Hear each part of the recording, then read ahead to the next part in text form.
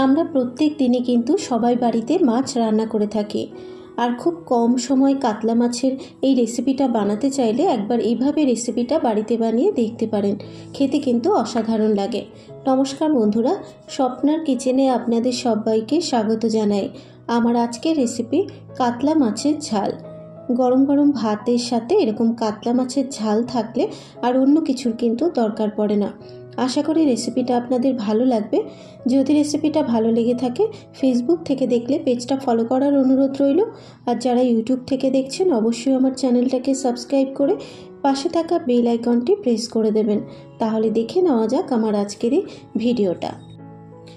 কাতলা মাছের রেসিপিটা বানানোর জন্য এখানে নিয়েছি 5 পিস কাতলা মাছ। তবে কাতলা মাছের বদলে কিন্তু আপনারা যে কোনো মাছ দিয়ে এই রেসিপিটা বানাতে পারেন। মাছগুলোকে ধুয়ে পরিষ্কার করে নিয়ে জলটাকে ঝরিয়ে রেখেছি। এবারে মাছগুলোকে ম্যারিনেট করে নেব। ম্যারিনেট করার জন্য মাছের মধ্যে দিয়ে দেব স্বাদ মতো নুন, দেব হাফ চা চামচ মতো হলুদ গুঁড়ো, দেব হাফ চা চামচ গোলমরিচের গুঁড়ো, আর দিয়ে দেবো 1 চা চামচ সর্ষের তেল।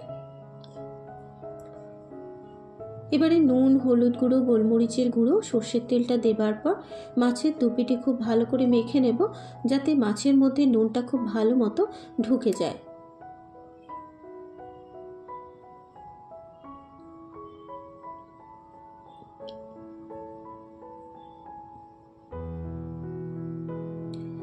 প্রত্যেকটা মাছ আমি মেখে নিয়েছি। মাছগুলোকে মেখে নেবার পর এভাবে মাছগুলোকে 10 থেকে 15 মিনিট মতো রেখে দেব।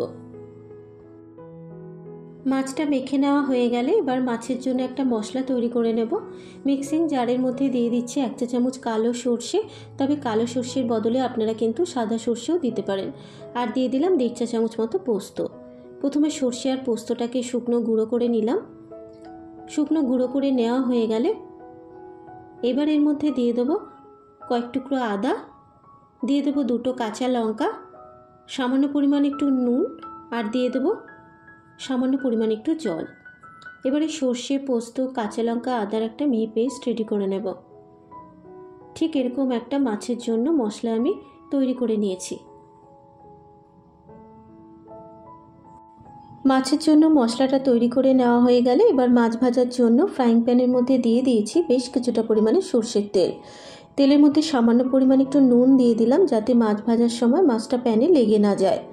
তেলটা যখন গরম হয়ে যাবে তেলের মধ্যে এক এক করে ম্যারিনেট করে রাখা মাছগুলোকে দিয়ে দেব।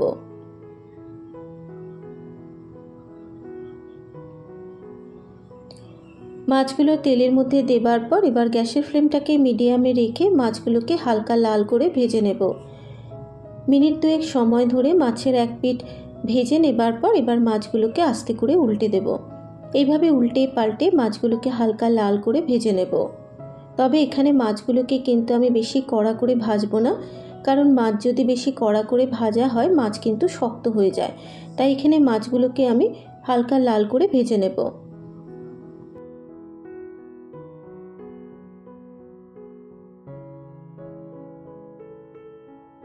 মাছের দুপিটি যখন ঠিক এরকম হালকা লাল করে ভেজে নেওয়া হয়ে যাবে এবারে মাছগুলোকে তুলে নেব।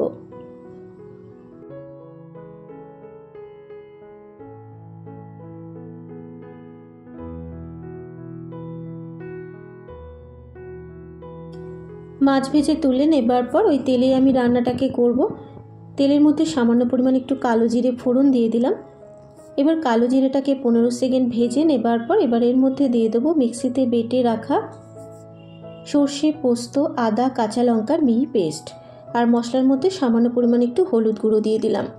এখানে আর আমি নুন দিচ্ছি না, যেহেতু মশলাটা কিন্তু আমি অল্প পরিমাণ নুন দিয়ে বেটেছিলাম। আর দিয়ে দিচ্ছি সামান্য পরিমাণ একটু মশলা ধোয়া জল। এবারে মশলাটাকে মিনিট 2 সময় ধরে একটু ভালো করে কষিয়ে নেব।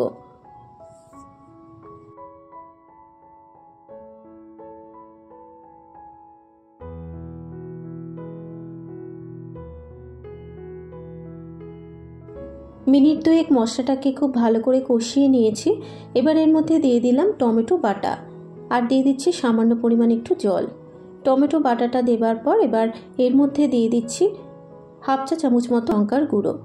এবার মশলাটাকে আরও 1 থেকে 2 মিনিট মতো একটু কষিয়ে নেব।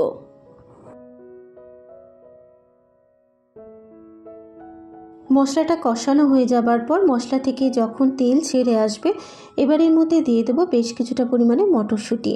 আর বাজারে যেহেতু এখন মটরশুঁটি পাওয়াই যাচ্ছে, মটরশুঁটিটা দেবার পর এবার মশলার সাথে মিশিয়ে নেব।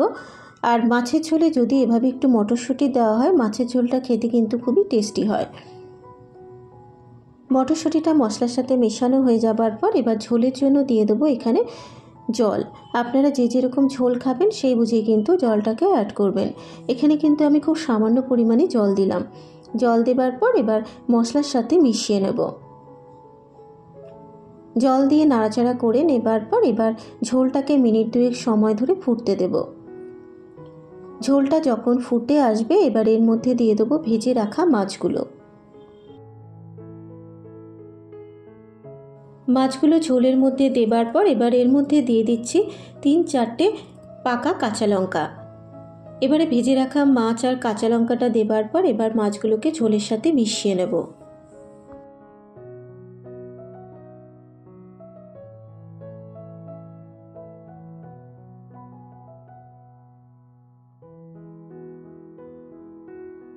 মাছগুলো ঝোলের সাথে মেশানো হয়ে যাবার পর এবার আমি ঝোলের মধ্যে সামান্য পরিমাণ একটু নুন দিয়ে দিলাম। নুন দেবার পর এবার ঝোলের সাথে নুনটাকে মিশিয়ে নিয়ে গ্যাসের ফ্লেমটাকে মিডিয়ামে রেখে মিনিট 3-4 ঢাকা দিয়ে মাছগুলোকে ঝোলের সাথে ফুটতে দেব।